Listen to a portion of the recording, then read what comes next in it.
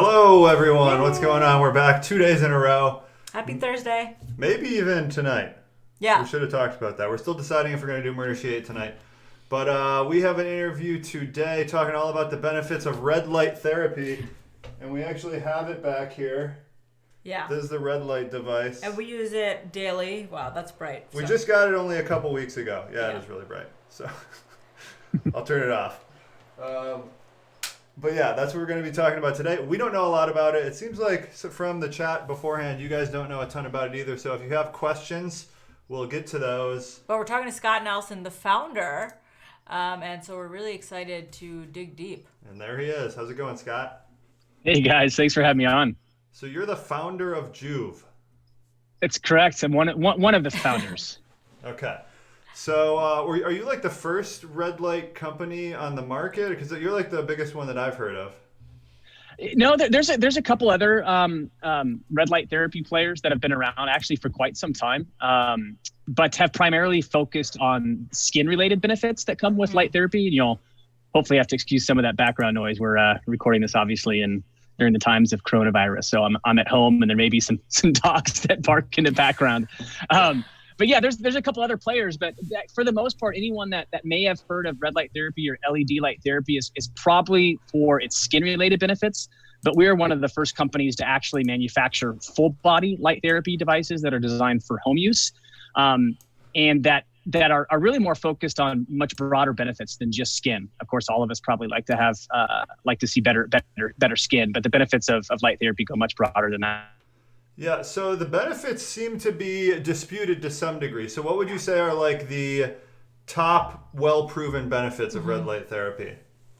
Yeah, so there's probably, maybe a handful of benefits that are supported by a robust amount of science. And those would be skin, like I've mentioned before, very clear based on published peer-reviewed science that if you use red light, visible red light therapy, or visible red wavelengths, consistently, you'll see skin-related benefits. Another benefit category would be pain and inflammation.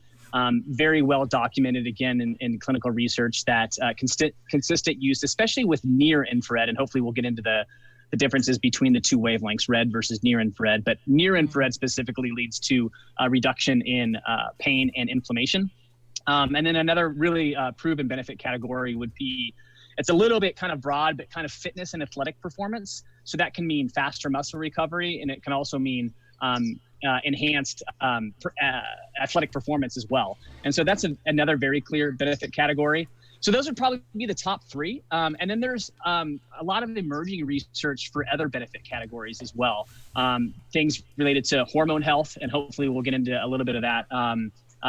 Because we've done some interesting research with respect to the synergies between the ketogenic diet and red light therapy. So hormone health, cognitive function is another benefit category that is starting to emerge as well. And then a few others would be weight loss, and vision. The list goes on and on, but those are probably what I definitely would consider emerging benefit categories. Okay, so for someone who knows nothing about light at all, when we're standing in the sun, we're getting full spectrum light, right? Yeah. You got it.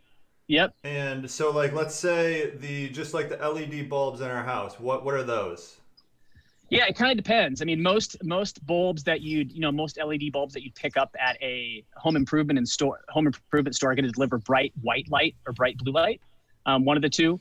Okay. And so to your point, like if I'm out recording this outside under, bright, the natural sunlight here in Southern California, but the parallel or the analogy I like to use, it's almost like, serving up a plate of food that encompasses all of the different macronutrients, right? Proteins, carbs, fats, et cetera. That's kind of like the comparison with full spectrum sunlight. The natural sun delivers a broad range of wavelengths, and all of those wavelengths can be very beneficial based on the time of day that you're exposed to them, right? So some of your audience probably is familiar with maybe some of the downstream negative ramifications of excess blue light, which is true if you're exposed to blue light after the sun sets. That can be very disruptive to your circadian rhythm.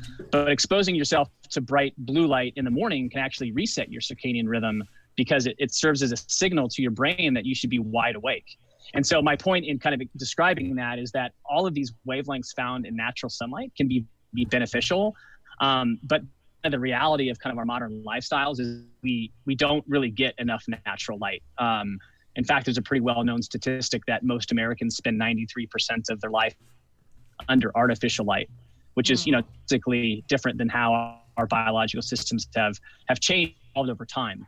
And so that's kind of one of the messages that I try to drive home with Joovv is that, certain wavelengths of light can be very healthy. We just get of them. Most of us don't get enough of them in our kind of our day-to-day and week-to-week routines. Yeah. Oh, God. I was just going to say, so is the sunlight has red light in it? It's just like so small, and compared to like the UVA and UVB, you just can't tell? Yeah, well, look at the sunrise and the sunset. Actually, it's that orangish reddish color that's visible. Red, orange, and red light that you're seeing. Cool. And so just like the sun delivers blue light during the day, bright white and bright blue light, and UVA, B, and C wavelengths as well during the day, and that can be healthy, right? Within context, right? I'm not talking about going to the, if you're never exposed to natural sunlight and then going to the beach and getting fried for 4 hours, that's not great. That's not a great recipe for success. But yeah, the sun includes all of those wavelengths: UV, ultraviolet wavelengths, blue wavelengths, green wavelengths, red, orange, even infrared wavelengths. But when we're talking about red light therapy, as it's kind of commonly known as, we're delivering very specific concentrated wavelengths in the visible red spectrum and then the invisible near infrared spectrum. So that's kind of the differences between full spectrum sunlight and red light therapy devices as kind of we're calling them here in this discussion. So the argument would be our light diet is out of balance. We're getting all of this more like blue, white lights. Artificial. And we're not getting enough red and infrared lights. You got it. And that stat that I kind of threw out earlier, I'm not sure how, I can't see your response right now, but I'm not sure if that resonates with you when you think about it. But when we first started the company in Minneapolis, when I first statistic that roughly about 90% of the average American's life is spent indoors, I was like, no, that's true. Mm-hmm. But then, had to take an introspective look at like my weekly routine living in, the upper Midwest. There's long periods of the year where there's not really a lot of natural light, or it's just simply too cold to go outside. And I started thinking about this. Wait a second. I get ready in the morning under artificial light, mute, and the sun isn't even up. I spend all my time indoors, at the office, so to speak. And then by the time I get home, maybe I'm catching the sunset, maybe a little bit of sunset, and that's about it. And I was like, you know what? I'm actually higher. I probably spend 95% of my time indoors, and that's a drastically different lifestyle than even 100 years ago. And so if you're tracking with that core foundation of like, wow, okay, so yeah, our lifestyles are definitely different. You have to ask yourself, is that healthy thing? And I would argue it's not. It's not a healthy thing. That we are kind of, Matt, as you put it, light deprived. And then when we do get natural light exposure, it's the right. It's I go to the beach on one Saturday a month and spend 6 hours at the beach and just get fried. And oh yeah, that's right. That's why my doctor says that ultraviolet light is bad. It's like, well, yeah, within context, it's bad with water. If you go drink 20 gallons of water in a day, that can be probably bad too, but in and of itself is good for us. You know what I mean? So that kind of core foundational thesis is what we're trying to is sort of what we're trying to kind of preach with Joovv, is that light is actually can be very healthy. It should be kind of part of that natural health equation. And most of us just don't get enough of it. Whether it's we live in a geography that doesn't support natural light. Even here in Southern California, most of us work in front of a computer. It's sometimes hard to work outside. And so like there's all these constraints, all these limitations. And that's where red light comes in. It's a great way to kind of supplement, that light diet, so to speak, just like all of us would supplement with a multivitamin, as an example. So it's a great way, and it's a proven way And I want to make sure that this is not just theory. Like these types of wavelengths are proven by robust science that lead to a wide variety of benefits. That kind of serves as sort of that's very there's a lot of substantial evidence is what I'm trying to get that showcases clear benefits to this sort of hypothesis, or this we're kind of talking about now. Okay, so give me someone, obviously you concerned a lot about your light diet. What does your daily routine look like? Like, are you limiting certain kinds of light at certain times of the day? And I guess what are some of like the biggest mistakes the normal person who's not thinking about this is making? Yeah. I'd say first and foremost, I think step number one is don't go. Just like let's take the example, kind of going back to the multivitamin kind of example, the supplement example. Most people that may be listening have been to maybe a naturopath, or like there's probably a decent amount of your audience that's been to a naturopath. They get blood work done, and then they go buy a bunch of supplements, based on kind of what their blood work shows. What we would actually suggest is if you kind of come to the realization that, I probably don't get enough natural light, don't go buy a red light therapy device. Instead, just be more cognizant about your daily routine and try to get more natural light. That's free medicine. As a friend of mine, Dr. Ara Sapaya, likes to say, it's free. It doesn't cost anything. It just requires you to be a little bit more cognizant about just getting a little bit more natural light during the day, maybe even if it's 10 to 15 minutes. And so in terms of like my daily, I think probably where what kind of the obvious things where most people maybe miss out on is that's number one, just being more cognizant of getting more natural light. As an example, I'm recording this outside. That's on purpose. I don't necessarily hope the dog barking isn't a terrible distraction. But I'm trying to record this outside because it's kind of a healthy thing. Most people are going to be inside, right? In front of a screen that is delivering, bright white, bright blue light. Not a terrible thing during the day, but once the sun begins to set, you're like that very disruptive to your circadian rhythm, because that bright white or that bright blue light from a computer screen or from a mobile phone, again, it serves as a signal to your brain that you should be wide awake, right? That's why during midday sun, it's very bright, because our bodies are that's serving as a signal that our bodies should be alert and we should be ready. But when you're exposed to those wavelengths, those bright white or bright blue wavelengths after the sun sets, that's actually a time when your body should begin to enter like a resting period as you kind of prepare for sleep. And so that's sort of the rub, is that these wavelengths can be very good, but they have to be you have to think about them within context. And so kind of going back to your question, I hate to sound long-winded, but I kind of wanted to set the stage for that. Is step one would be just be more cognizant of getting more natural light exposure. If you're a little concerned about just being in front of a computer screen all day, there's actually some decent, there's a lot of manufacturers that make these now, but blue light blocking glasses that you can wear during the day, like Felix Gray is a brand that I use sometimes when I feel like I'm just in front of the computer for too long of stretches during the day. That can be a nice kind of supplement. As after the sun sets and it begins to be more dark, another easy step would be to get some stronger blue light blocking glasses. The ones that they look orange or red, the shades kind of look orange or red. Those actually block out most of the blue light. So those are really inexpensive. You can pick those up anywhere from $50 to $100. That's instead of getting bright white LEDs, maybe get those that a little bit more warmer, that resemble almost more like a fire, right? Have a more orange or red kind of color.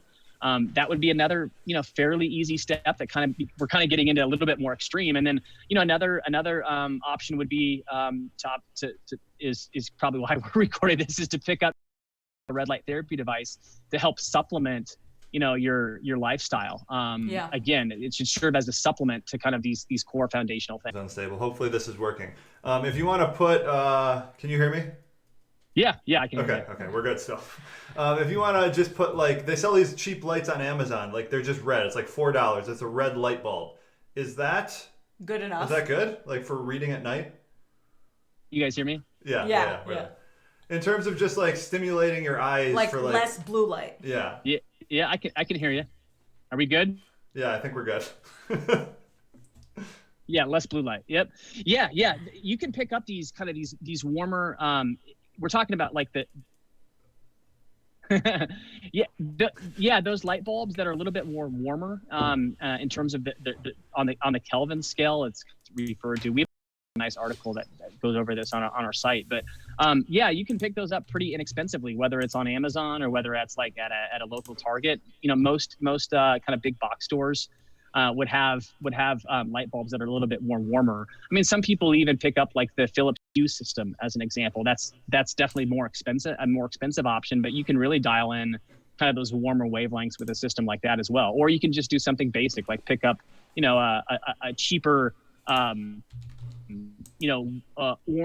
reddish light just off of it as well.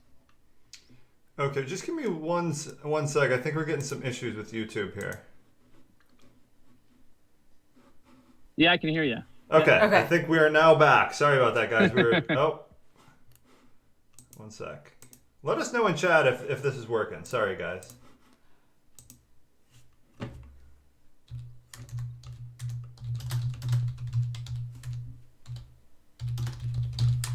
Let me know if the stream's working in chat, if you guys can. Let's just see here.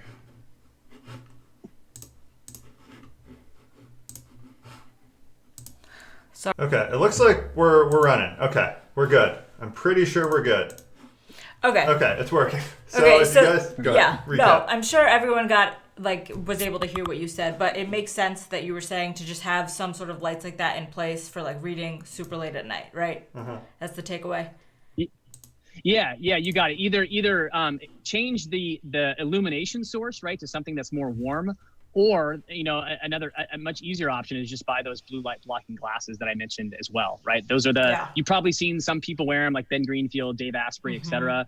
They'll have those glasses on that have like the orangish reddish shades. Those do a great job at blocking out a lot of that bright white and bright blue light that illuminates from a screen. Because I mean, let's be real. Most of us, if we have time and are gonna like watch a movie, watch a show, that's typically at night. And sometimes the easier thing to do. Is there are we getting a lot of these lights, or is just the fact that it's gloomy and the clouds covering the sun, like we're not getting much? There's very much a truth to it. The clouds are going to block some of those wavelengths. In fact, there's a little app that I use called the D-Dimer app, which allows you to see what the UV index is on a certain day. So like as an example, we're recording this in later April. The sun is beginning, the UV index here in Southern California is beginning a lot more strong. So it's, kind of on a good day is going to be 7, 8, maybe 9 as an example. But yeah, that speaks to where the sun is in relation to your longitude and latitude. And then also, whether or not it's a cloudy day.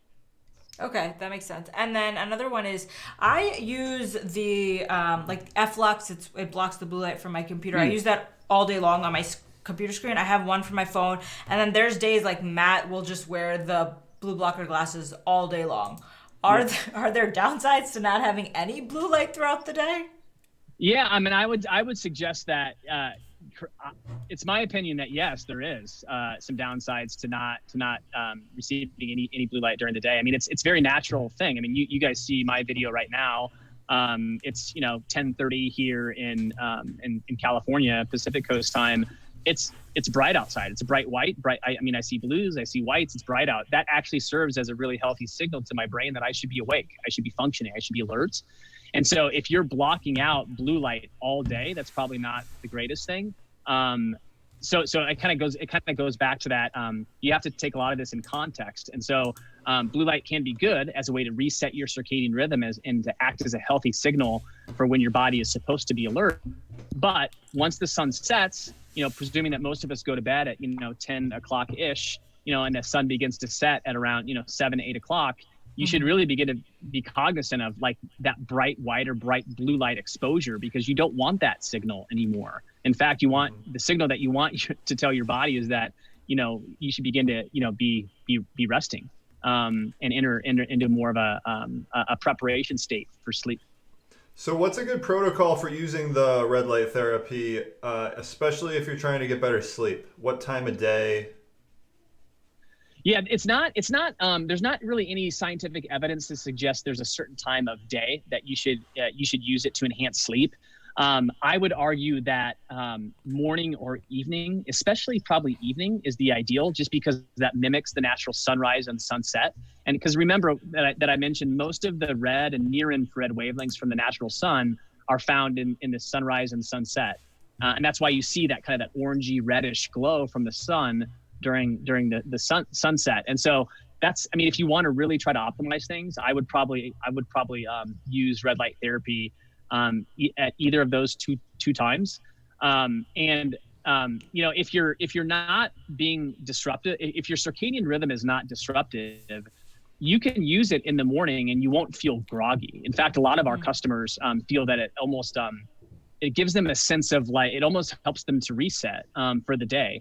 That's because of the reason it won't make you feel groggy is because red light has been shown to actually help your body produce more melatonin, right? But your body is smart. Our bodies are smart, and that your body won't release that melatonin until it's time to sleep. And so as long as you're not being disruptive to your circadian rhythm, your body will release that melatonin at the right time. And so I would argue, just to kind of come full circle on your question, morning or evening. But in reality, in any time of day is good. I mean, these wavelengths are very beneficial. So really, whenever you can kind of fit it into your normal daily routine is ideal. And it's like it's similar to a tanning bed in that, like, the area that's being hit by the light, that's the only area that's affected. And it should be like pretty close proximity, right? Yeah, you got it. And I'm glad you brought up the tanning bed example, because most people are like, they understand that how tanning bed, right? Your skin hopefully begins to bronze a little bit. And depending on what the source is, sometimes your body will produce more vitamin D, right? Depending on what type of UV wavelengths are being delivered from the tanning bed. Well, that's our body responding to a certain wavelength of light, right? The same concept holds true when it comes to red and near infrared light therapy. Our biological systems are responding to these wavelengths of light. But yeah, Matt, you're right. It's the area of your body. So your skin needs to be exposed. These wavelengths won't penetrate through clothes. So your skin needs to be exposed. And it's in direct correlation to, like, what area of your body is exposed to that light. So if you're using a full body system, that's great because you're getting full body exposure. But if you're using maybe a small little handheld device, you're going to be kind of limited to that treatment area. And yes, distance from the device is very important. We have a lot of independent diagnostic testing that's done on our devices, but the further you are from the device, the dosage of energy delivered to your tissues drops off dramatically as that distance increases. And it's not 1-to-1. So what I mean by that is, typically you need to be within 3 to 6 inches from the device-ish, something in that neighborhood, if it's a high quality device. But once you start to move 12, 18, 24 inches away from that device, the dosage drops off just dramatically. And so what that means is in order to get the same dosage, you just have to use it for a really long period of time. And most of us just don't have time to do that, And so that's one of the reasons we divide devices the way we did, is like we wanted to kind of optimize for a healthy dose of light in a relatively short time. And that's why, we typically recommend about 3 to 6 inches from our device for about 8 to 10 minutes is a pretty good treatment time. And then on the device itself, there's 2 buttons. So there's the red light and then there's the infrared. So can we talk about the differences and like when to use both, when to use just one? See, if it's me, I'm thinking I'm just going to always use both. Like that's the American mindset. Like, why would I only want one when I can have 2? Yeah. Right. And I don't have exact data on this, but 99% of our customers use both. And the major differences between the 2 wavelengths of light, red versus near infrared.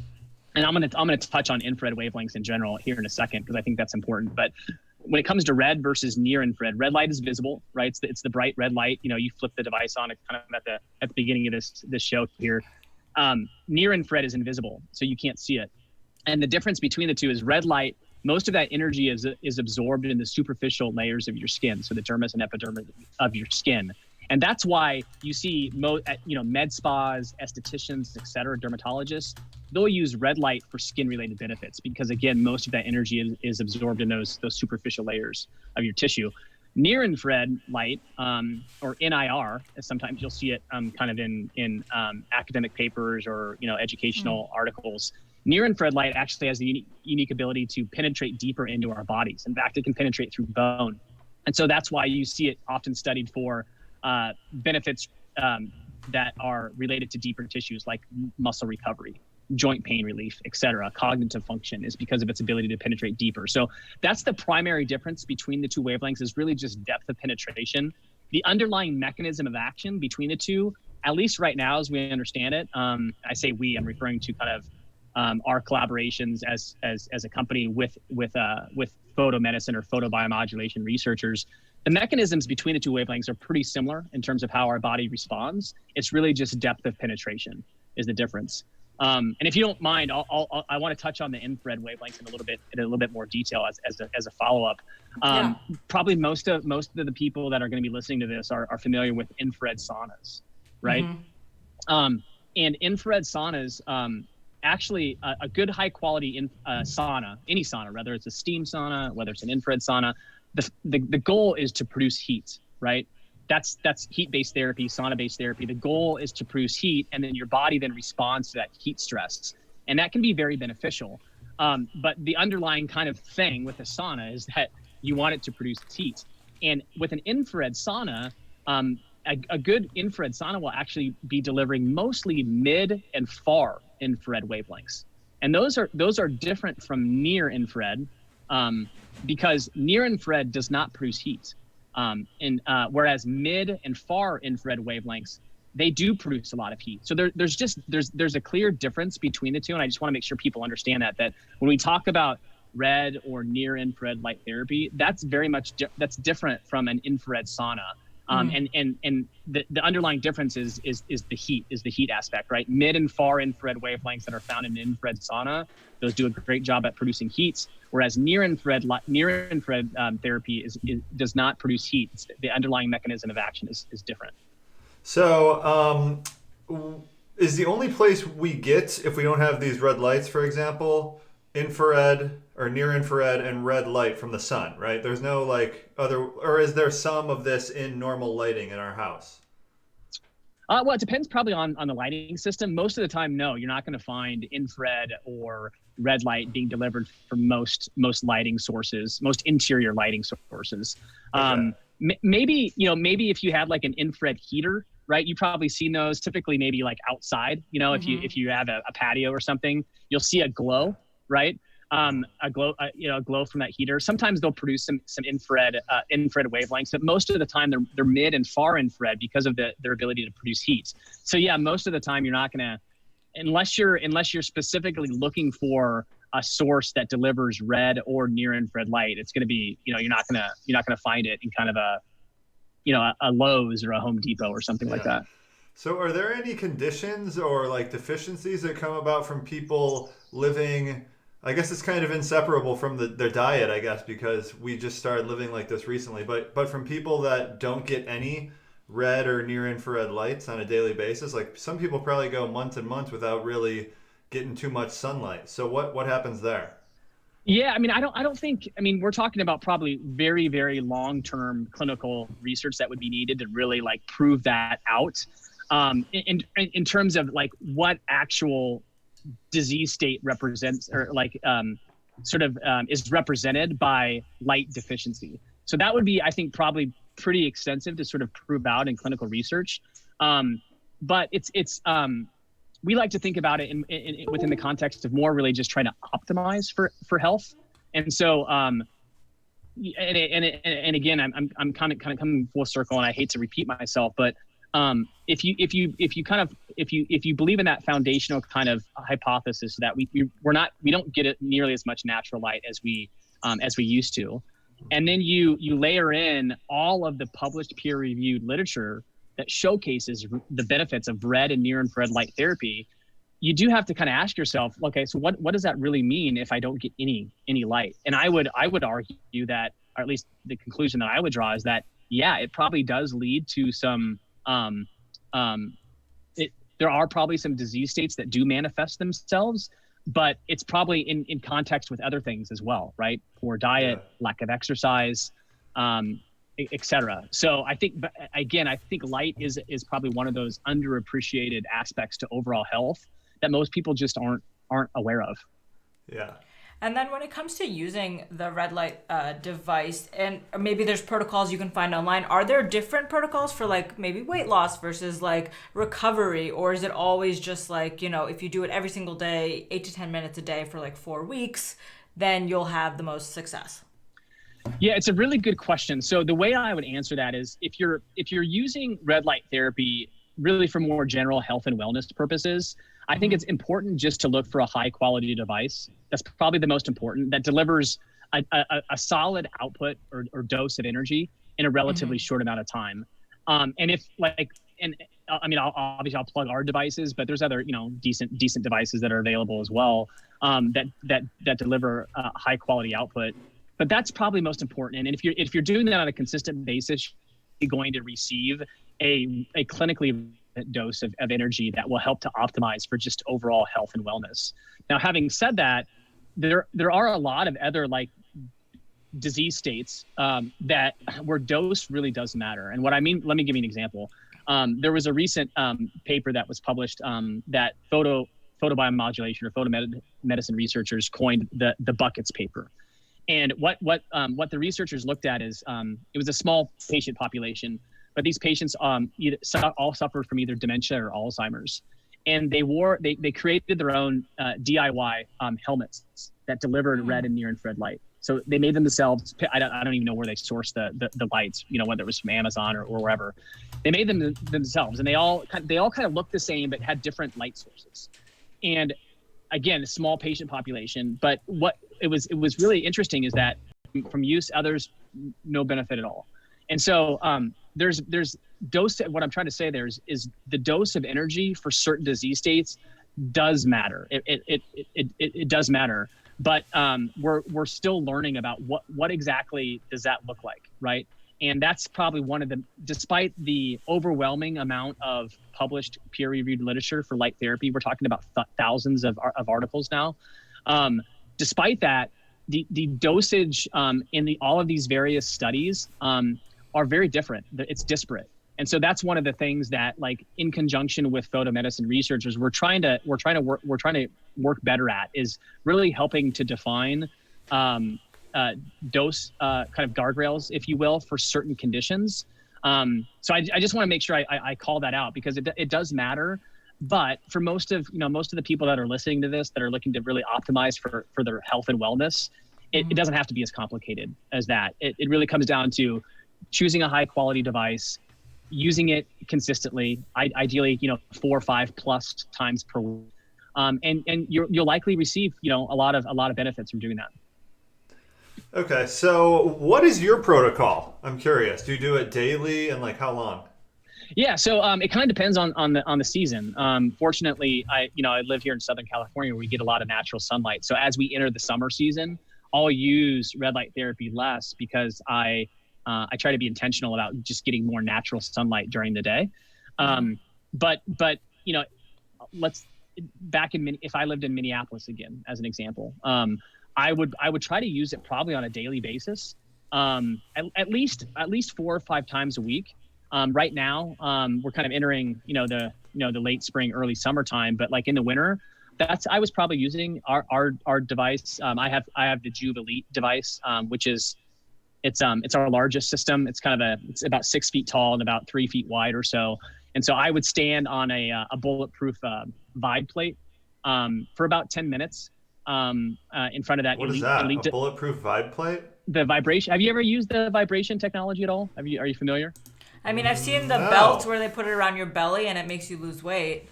Yeah, so it's kind of similar a little bit, but you typically stand on these things and they vibrate and they shake. I've seen that. I like to call them the shame plates, because if you've ever been to like a cryotherapy clinic, as an example, a lot of those have vibration plates, and some people are confident enough in their bodies that they'll take their shirt off while they're on the vibration plate. You can be as lean as possible, but if that thing's shaking you, it doesn't look good. So anyway, joking aside, yeah, it's a plate that kind of vibrates, and there's some semi compelling evidence that suggests it helps kind of there's some benefits from doing it. But I mention that because it's a great way to kind of stack different therapies. And so what my routine looks like is especially during the winter time, I'll use it probably 4 to 5 times a week. I'll stand in front of the device at about 3 inches away on that vibration plate for about 10 minutes. And then I'll also do breath work at the same time. And so throughout that 8 to 10 minutes, I'll just be doing, breath work. And so you're deep in this. You are that's very intense. Well, the nice thing is I've got this 10-minute window. And so why not kind of stack quite a few different things that are all probably, synergy, all have some synergy in terms of the benefits. And so, again, I mean, there's a lot of people that do that. Like Ben Greenfield, as an example, he'll often, he actually uses 2 of those elite devices at his standing desk, right? So he'll flip them on for, 10 to 12 minutes or so and just, work away and get the benefits of red and infrared light at the same time. So it's there's definitely ways to kind of maximize your time when using this type of therapy for sure. What's your morning routine like? My morning routine? Yeah. What I typically like to do is not try to stay away from my phone, and instead, read, practice gratitude. And that's, I find when I'm consistent about doing that, that my days are much better. So that's typically, it's relatively straightforward. And then, I'm trying to be a lot more consistent about intermittent fasting as well.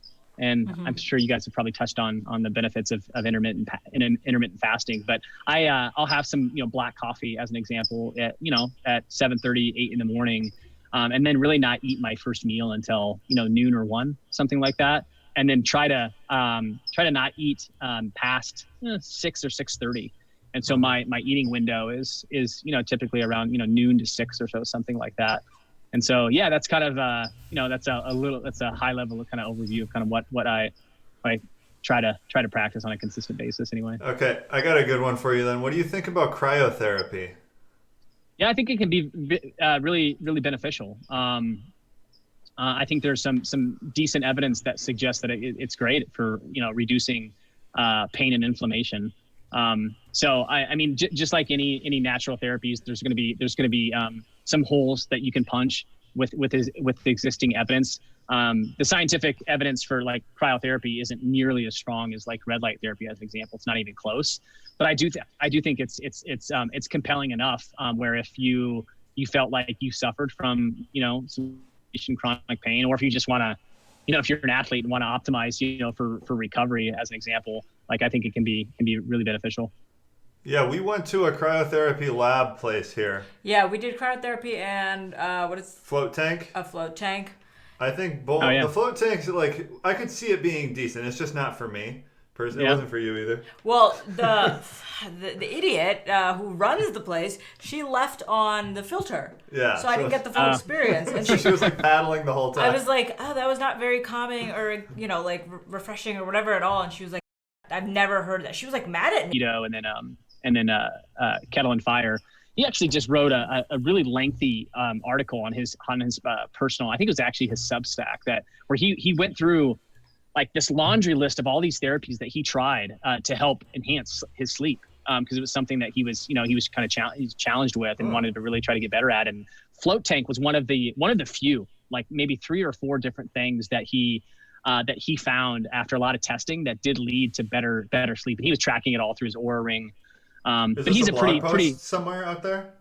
Yeah. I mean, if you probably Google Justin Mayers and sleep or something like that, you may come across it. Maybe I can send you the article and you can link to it or something like that. But it's a great piece. And he's pretty analytical, so he experimented and tried to quantify everything and float tank. And then also another thing, kind of talking about natural light. Another thing was on the days that he intentionally got more natural light, he noticed better sleep or saw better sleep as well. So interesting that we're talking about light, and then you brought up float tanks. So I don't know. I've never used a float tank, only, loosely familiar with them, just because we've got a lot of boutique wellness places and cryotherapy clinics.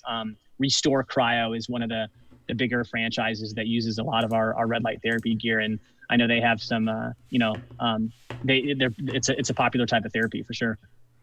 Yeah, I got the blog post on screen right now. His 5 things that worked for him: installing a HEPA quality air filter, creating a wind down routine, adding adaptogens into my diet, sunlight, and floating. And I would never. The floating is just such a time commitment. It Yeah. is. So, and it's like no one has really the means for that unless you're. So everyone who's like heavily into biohacking, I mean, and we're kind of on that. I feel like they quickly lose perspective. Exactly. Like they're not relatable individuals. So true. Yeah. But it's very fascinating. And then the adaptogens, have you ever played around with those, Scott? A little bit. Quite honestly, like I haven't. They haven't. One of my biggest challenges is like my mind. I suffer from monkey mind a lot, right? So like sometimes it's hard when I even if I practice a wind down routine, right? I've got blue light blockers. Sometimes when I'll lay down, I'll just be thinking. It's just hard. Sometimes it's just really hard to shut off. And so I've experimented with a lot of adaptogens, a lot of other like sleep related supplements, and generally speaking, I haven't really seen great results from any of those. I bring that up because like you mentioned, some hardcore biohackers, they can get like super intense and like at your point, they lose. Oh my God, why did it just disconnect? It does that. The world. Like his habits are pretty simple, right? It's like be more outside, right? Be really consistent about some type of movement, whether it's, whether it's running or weightlifting or even just like, Frisbee golf, being consistent about that. Obviously he eats a, keto / paleo diet. So being conscious of that, it's like, it doesn't have to be super complex. It can be really simple, but consistency, in my opinion, is really the name of the game. Okay. Yeah. I think we cut out there for a second. I think we are back though. Can you hear us? Yeah, I can hear you. Okay. Yeah. With the adaptogens, I'm on the same page. I think they're a little overblown, personally. And the one I will speak highly of is ashwagandha. After I gave birth, my sleeping has been totally off, and taking it at night, even starting with it in the day, for me, it works really well, but for Matt, it totally demotivates him. Yeah, I think it's personality dependent. So it sounds like I'm like the opposite of you. I'm kind of lazy and just chill naturally. Like a weed smoker normally. Yeah. So I feel like for you, ashwagandha maybe could be a little bit more beneficial than it is for me. But of all and then the thing with the cryotherapy, we went to a cryo lab. It seemed like it was a franchise type of a thing. Just so many bells and whistles, smokes and mirrors. I was not into it at all. It I've been in ice baths before, and ice baths work 1,000 times better than at least this one cryotherapy that I went to. Yeah. It was Yeah. No, I would agree. If I had the choice of cryo, I think cryo's, it can be a good therapy, but I think it's definitely one of those you're indexing for the 3% of people that would maybe really need that on any sort of consistent basis. And when I say people, I'm talking about people that are super biohackerish, right? Or maybe extreme athletes that want that 1 or 2% edge, or just someone that's just really affluent, has the time and money to go to a cryotherapy clinic on a consistent basis. But I do think consistency is key there, right? I mean, going once a week probably to a cryo clinic is probably not great for anyone. I feel with stuff like that too, there's so much limit. If you're making it mass availability, you don't want to be liable for someone freezing to death. That's the vibe I get. So you're going to be super cautious with the dosing. So we went in there, was it 2 minutes or something? Yeah, 1 minute, 2 minutes. It was you probably could have done 5. That would have been a way better cryo time, I would think. Yeah, and I don't know about you guys, but to your point, cold baths, the feedback loop is so much stronger with I'm not, if you're doing cold immersion or just a true cold bath, it's it's noticeably different than cryo in terms for example, if I am in a cold a 55 degree cold bath as an example for 15 or 20 minutes, it takes me a while to recover from that, right? If I go do a 2-minute cryotherapy session, I'm recovered pretty quickly, right? So you have to ask yourself, is that what are the benefits? I mean, don't get me wrong, I'm not trying to. I do think the early science around cryotherapy is semi-compelling. But the usability or the practicality of it is kind of tough. You know what I mean? Because you have to go to a clinic, et cetera. That's why I tend to be fans of, like, you know, the cryotherapy clinics that do it well are those like a Restore, as an example, that offer a multitude of different things. Mm-hmm. So when I go there, I can do cryo, yes, but I can also do a vitamin drip, a vitamin IV drip. I can do massage therapy. I can do red light therapy. I can do sauna. Like, they have those boots. You know, I like the boots. I used to do the Normatec boots. Yeah, those are solid too. Yeah, so, but I mean, honestly, on this topic, that's one of the things where I just think most of these therapies are probably better suited for home use. You know, because it's just hard. It's hard to go to a commercial setting or a clinic on any sort of consistent basis if you live like a normal, busier life. And so if you can find ways to use these therapies at home, that's probably better. Yeah. So touching back to the red light therapies, we have an 8-month-old son, and I just assumed, or Matt assumed, it was safe. We like sit with him in front of it. Yeah, I'm curious though. Like, and he's like naked. So is there like any age issues or like a length issues for like someone as tiny as him? Yeah, well, based on kind of compliance guidelines, like we have to say, like, if for a child, like seek health counsel from your trusted healthcare provider. So I will throw that caveat out there, but theoretically, it would be completely safe for a baby. You would do it with your kids. Yeah, I would, absolutely. Okay. As an example, like think about I'm not sure if your little one had jaundice, coming out of the hospital. Well, it's pretty well established that it's pretty well established that using bright blue or white light on newborns for jaundice is really beneficial. And so, again, that's another example of like something that is pretty well understood. It's our bodies responding to different wavelengths of light. And so, these, I would argue, red and near infrared wavelengths are much more healthier across the board. And so, to answer your question, I would have no problems with it. From a Joovv perspective, we have to kind of be careful based on kind of compliance issues. What about for psoriasis? Mega has psoriasis. Have you been doing it on your knee? Not as frequently as you. You just do it, like, I assume just consistent treatment on the area is what you do for psoriasis? Oh, I'm sorry. I didn't realize you were asking me. Sorry. There's some other wavelengths that may be a little bit more beneficial for psoriasis specifically, but I think there's definitely clear evidence that suggests red light can be beneficial for psoriasis. But yeah, consistency would be crucial there. So I would probably use it daily. Okay. If I was trying to treat psoriasis. Someone in chat's asking if it increases dopamine. I'm not aware of any clear evidence that suggests that you get a dopamine rush per se. Now, having said that, if you go to like our reviews page, which I think it includes over 1,000+ reviews, you'll see very similar responses that may lead you to think that. As an example, and again, this is kind of more qualitative feedback, but people generally just feel better, right? There's a surge of endorphins when they use red light therapy. They're drawn to it, and so whether that's dopamine, kind of hard to tell. But there's a lot. I'll say this: there's a lot of people that experience those dopamine type of effects from using red light therapy on a consistent basis. Awesome. And where can everyone find you or learn more?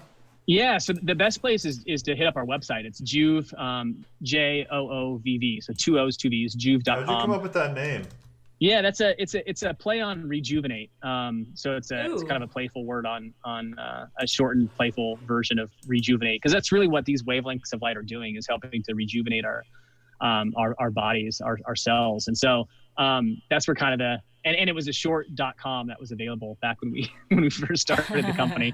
We didn't have the funds to fork out tens of thousands of dollars for a domain. And so yeah, that's where that comes from. But that's probably the best place to go. And if you're first learning about this, and kind of if you're curious and I've caught your attention, or this discussion has caught your attention, I would head to the Learn page on our website. That's where you'll find a robust amount of educational articles that are all well sourced, that speak to the benefits, kind of the underlying mechanisms of action, kind of what to look for in a light therapy device. So I would head there. But if you want to like just kind of get an idea of the feedback that people are leaving about their devices, I would go to the reviews page on our site, and you can kind of just see what people say in their own words about using red light therapy.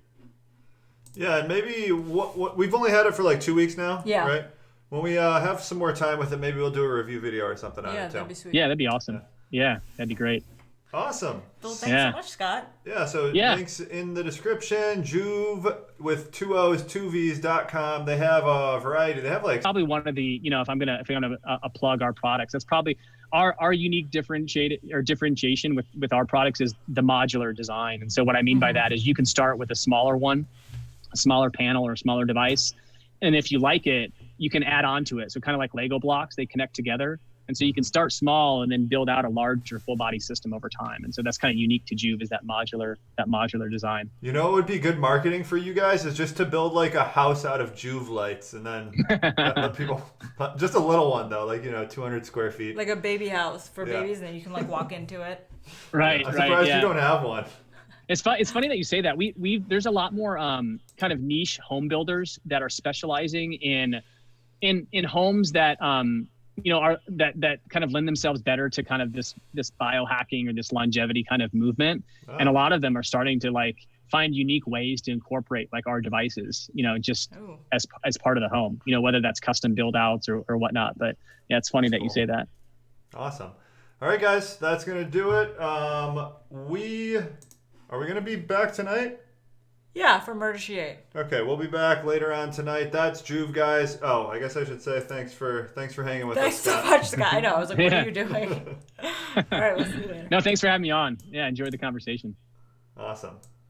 Yeah, so guys, check out Joovv. We've got one. We'll do more of an in-depth review. What do you guys want to know specifically, I guess? Like how it affects what? I think sleep is like my main goal with it. Okay. So I guess I got to wear my Oura ring again. Yeah. And start tracking that a little bit. But yeah, we'll do a review probably in a month or two. So thanks for joining, guys. We'll be back later tonight, 8 p.m., 7:30. 7:30.